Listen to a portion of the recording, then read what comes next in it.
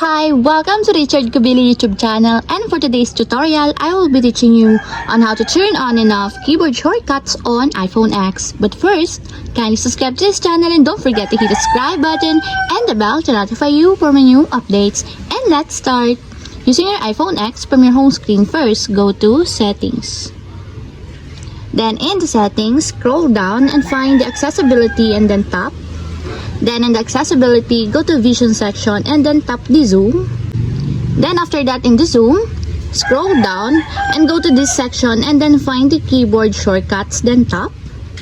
Then in the keyboard shortcuts, you will see there's a switch button located on the side of it. Then all you have to do is just tap it to enable until it becomes green. And if you want to disable or turn off, just tap again the switch button, just like this.